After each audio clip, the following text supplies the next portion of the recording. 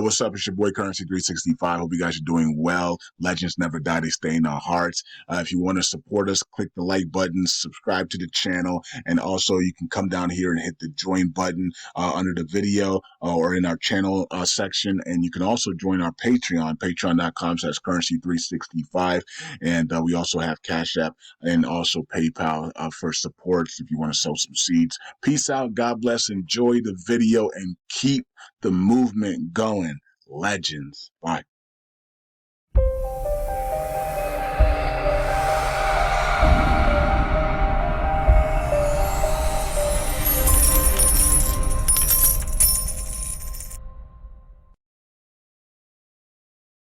The man, the myth, the legend. Vlad, how are you, sir? I am doing great. How are you? I am doing well also. It's good to see some familiar faces in here. We'll give people a few extra minutes to join, and we're also going to wait for Eduardo to get here as well, and then we can get started. We got Terra Spaces in here, making history, writing history. Terra Spaces, I mean, Finn from Terra Spaces is literally a legend. I don't know if people even know what that guy does on a daily basis. That guy is like listening to Twitter Spaces all day long, editing the Twitter Spaces, then posting them so people can listen back to them. That's so awesome that he does that for the community. The Cosmos historian is what he is. Exactly. He's archiving these pieces of crypto history for all of us to enjoy. The archivist. Crypto archivist.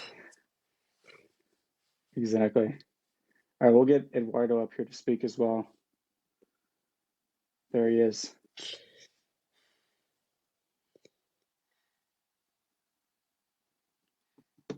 All right. Eduardo's actually one Eduardo. floor below me right now. Oh, nice. In real life. IRL. There you go. People do things in real life still? Dude, I know, right? Haven't they heard of the internet? It's kind of crazy, actually, to be honest. Like meeting people that you've only ever seen on Twitter and Telegram. And then you're like, Hey, Eduardo. geez, can't believe you look like that. It's like, I met someone yesterday and he was like 7 feet tall. And I was like, what? There's no way, because all I've ever seen was a profile picture. You're like, you looked so much, I imagined you so much shorter when I looked at your NFT. I don't know what it was. How you doing, Eduardo? How's it going, guys? Can you hear me? Yeah. Yes. Amazing. Yeah, really nice to You be living the here. dream out there? Excuse me? I said you live in the dream. Living the American dream, not the dream, the American dream. Yeah, right now we're at this offsite, planning our engineering processes for the year, and it's going amazing. It's my first time in the United States. I'm really enjoying, and then especially enjoying because of these guys. They're really good to be around. Not only get great developers and engineers, but they're just all around very fun, and it's a pleasure to be with you guys. How does that make you feel, Vlad? Are you going to reciprocate the love, Vlad? Are you just going to let Eduardo just spill his heart out on the table? I was not talking about Vlad. The gist of it. No, I'm we joking. should. I'm joking. I'm joking. Again, no. All right, never mind then. Whatever nice thing I had to say, disregard it. No, I'm just kidding though. It's really nice. And honestly, like remote work is fun, but there's nothing like brainstorming with a group of people in real life. Because like there's this thing called, social collisions that offices get and remote spaces don't, where you're just like, you have a thought and you verbalize it and it's just completely random. You can't get that with scheduled meetings. And so I think, having offsites for any remote company is so important. You get to meet the team, you get to bond, and you also get to share ideas. And it's like being with a group of people in an unscheduled meeting. you just get the most creative output out of that. And that being said, like we have such good plans for product, such good plans for engineering, queued up for, you know, at least the next few quarters.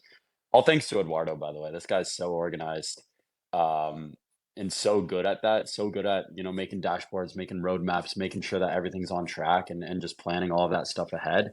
And you know, so much creativity came out of that because we were able to do that here in person. So Oh, there you go. There you go, Eduardo. Thank you so much, Bringing the guys. bringing the love right back to you. Yeah, thank you so much, guys. No, indeed. I only have good things to say about our engineers. Like they're really, really strong. They're really intelligent. They like often all the times that we have problems and we are discussing solutions, they come up with really good ideas. And yeah, I only have good things to say about them. Alrighty. Are we waiting on anybody else? No, I think we can get started. So yeah, I just wanted to welcome everybody to another episode of Talking Terra with TFL. My name is Zion, and I'm the head of communications and marketing at TFL.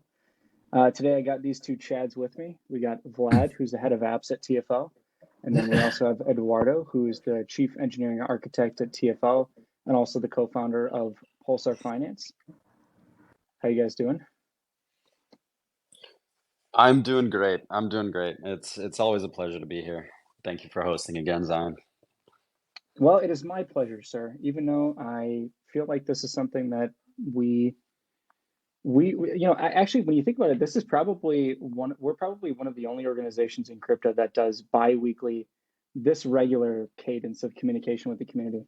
And I actually have grown to really enjoy it.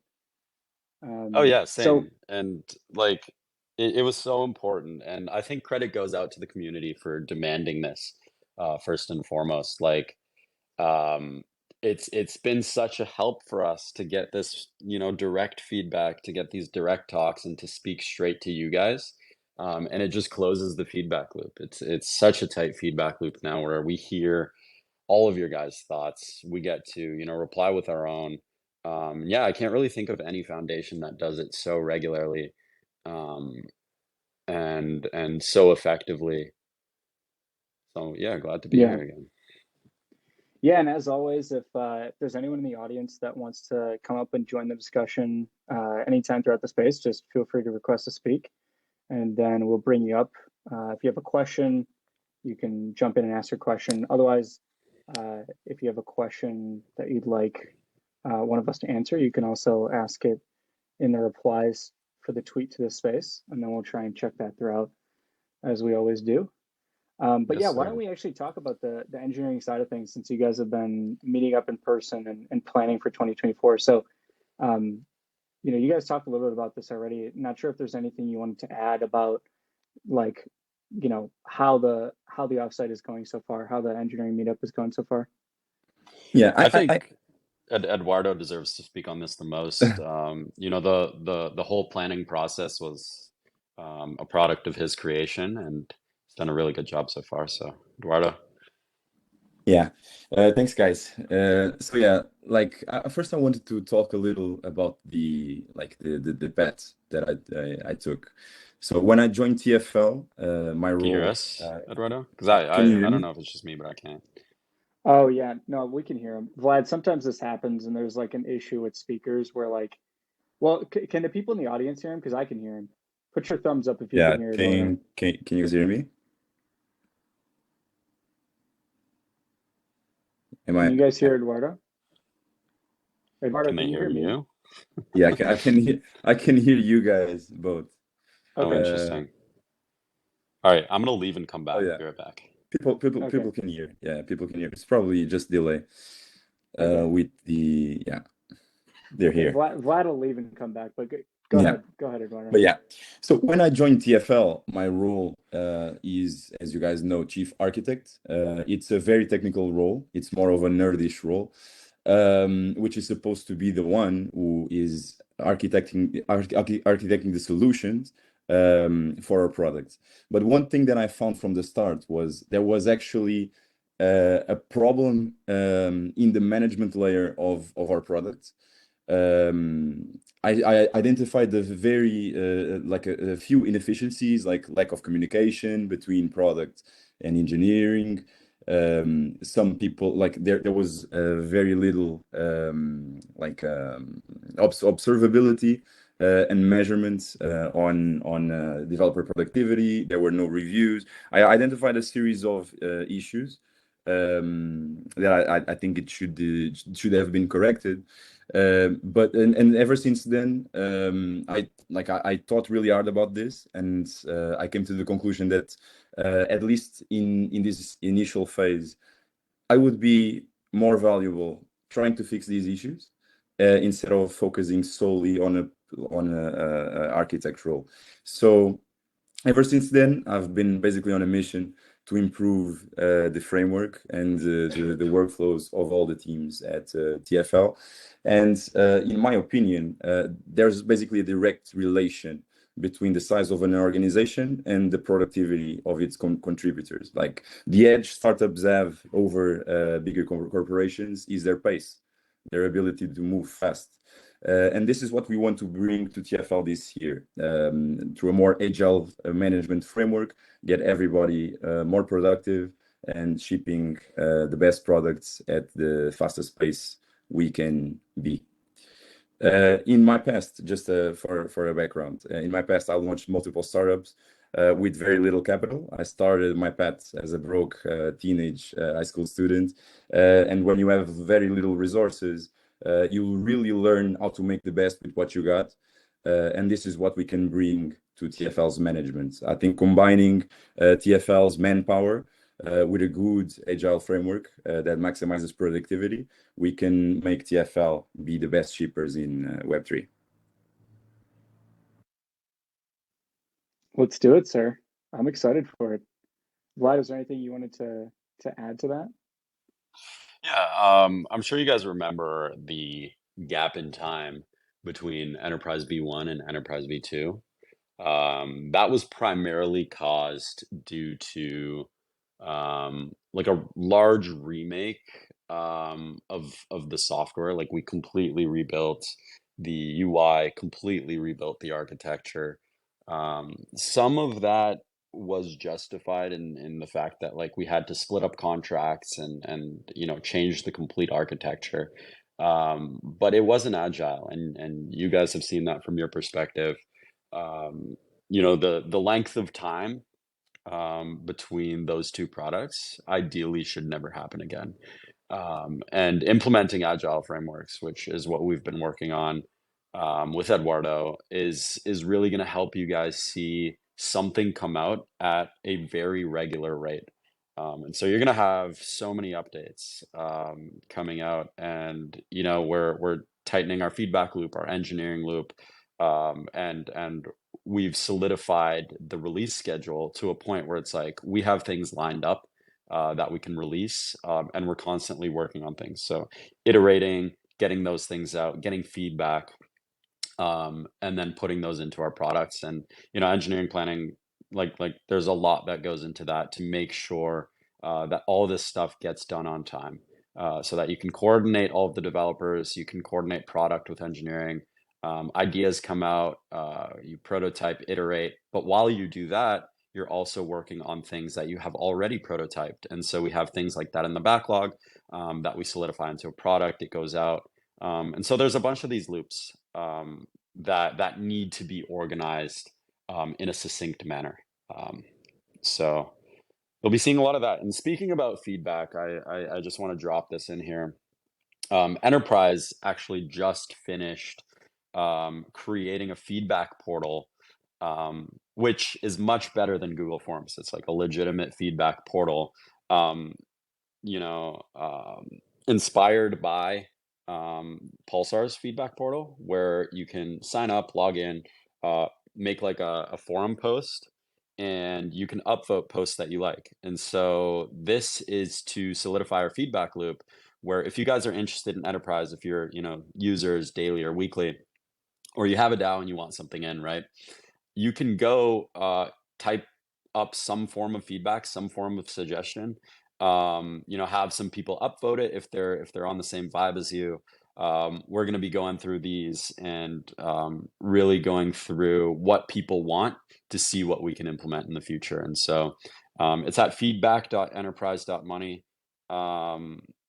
We're going to put a button into the UI as well, make it easy to access. But if you guys do have any opinions, and all of them are valuable, I'd appreciate if you guys could go add that in there. Yeah, and I think this also went live for Station as well, Vlad, didn't it? This is something that is it the same? It's a I'm similar not platform. sure. It might. Eduardo, do you know about that? Not really. I think it did. Yeah, I think we're integrating that Oh, into yeah. yeah, I think we're going to be doing a similar feedback platform for all of TFL's projects so that people can provide feedback and we Yeah, can yeah. So I just went on feedback.station.money and looks like it's live up there as well. there you go.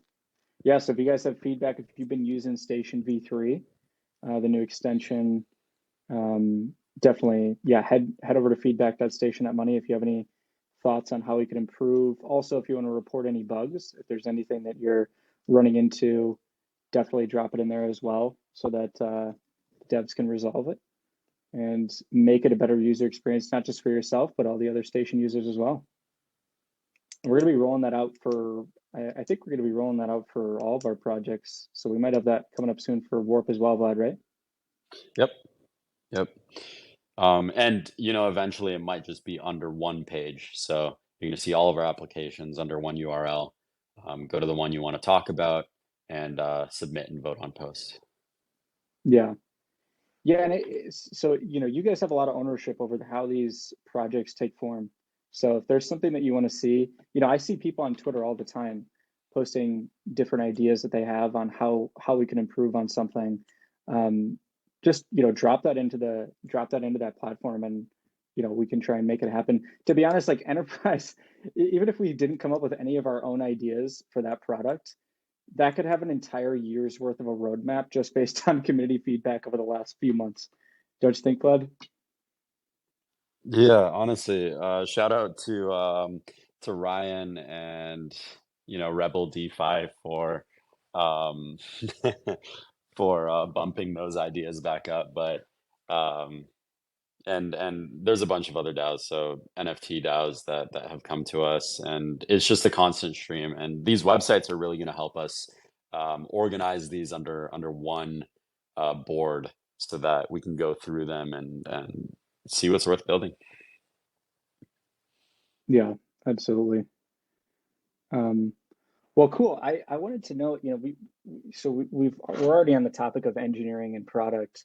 What are some of the things that you guys are most excited about personally on the engineering and product side for this Yeah. year? Just so because just to not lose the train of thought, maybe we should also talk a little about the offsite that is happening right now. Yeah, yeah. So the team just got together and we're all here in the United States. And the goal of the offsite is basically to create these processes and cascade them down to the teams, for which the goal is to make TFL the best shippers in Web3, as I said. We want to ensure that the teams are building our products, are maximally productive and shipping the best products possible in a month by month schedule. A big part of TFL's success, obviously, besides the strong vision of Doe and the narrative of stablecoins, was also due to the engineering expertise that we have on our team. We have Vlad, Michael Mers, Michael Brown, Javier, Greg, like they're really strong engineers. And I feel like TFL has a great engineering powerhouse.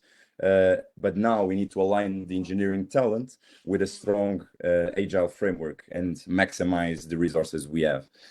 Basically creates this middle management layer on our organization, ensuring that everybody is being extra productive and providing the most value we can to our users. Yeah, I think basically that's the goal of the offsite. Not sure if you have any questions, Vlad or Zion, or if Vlad, you want to chime in on that a little bit more too. Yeah, I think you've summed it up. And again, it's been really, really productive. Yeah. Yeah, Basically, go ahead. Sorry. yeah, basically we're conceptually just reorganizing the organization into smaller teams and provide these teams with this framework that ensures that they all have the essential tools needed in order to maximize the value that their team is producing. It basically covers mostly around two big principles, which is observability and continuous improvements. Like you cannot improve what you cannot measure, but at the same time, you don't want to measure too much because it's always a trade-off, and it's you lose a lot of time trying to measure everything. So we're basically trying to identify the critical points for which we want to measure. Essentially, it's going to be the developer productivity, and through continuous improvement, we want to use that developer productivity as our North Star. And then basically on top of that North Star, we want to employ a variety of strategies to ensure that the team is evolving sprint by sprint, month by month, to produce more and more value. Some of the strategies that we are employing are going to be gamification, like developer leaderboards, ranking everyone by productivity, etc. Incentives and rewards, and like team retrospectives, where we can get together and actually focus on problems and solving friction that we have with our shipping. I think that's mostly it in terms of what we are trying to achieve here in the offsite. Yeah, that makes a lot of sense. I think it's really I think it's a really smart approach to encourage some healthy competition within the teams at the company. I've heard other companies do that, and it's been really productive for them. So I think that's awesome. Yeah, we had a lot of success with that on Pulsar. As some of you might know, like we had a very tough competition in the market of portfolio trackers, and we were way behind when we first started developing Pulsar. Like Apeboard was very fast at integrating at that time. There was also DBank and Zapper that have had millions of users and hundreds of chains. So we really needed to move fast, and that's a lot of our experience comes from this. We had low access to capital, so we had to be extra capital efficient with the resources we had, and we had to be really we had to really think outside of the box in order to make this happen and be the fastest portfolio tracker at integrating both blockchains and DeFi protocols. And basically the way we achieved this was through leveraging college students. I think some of us have already shared that before in spaces, but we were very heavy on recruiting college students and enforcing this framework on them and maximizing their value. At the end of their internship, they were already hooked, because of the gamification and the incentives that we provided with Pulsar. Everybody was trying to be the best in the leaderboard. It was very competitive, and because of that, a lot of value was produced in a very short amount of time, and in a very capital efficient way. So we want to start introducing these principles to TFL to get everybody hooked on being productive, and I believe that will greatly impact our products and our value to our users. So who's going to be above who on the leaderboard, you or Vlad? That's not even a competition. Yeah, he means me. Nice. Yeah. But oh, go ahead. yeah, sorry, go ahead. No, I was just going to say, Yeah, no, I'm excited for the engineering improvements at TFL and how those are going to lead to some new products for the Terra community, and obviously also taking a lot of this stuff cross chain for also the wider Cosmos community, and maybe even further than that in the coming quarters, which is pretty exciting.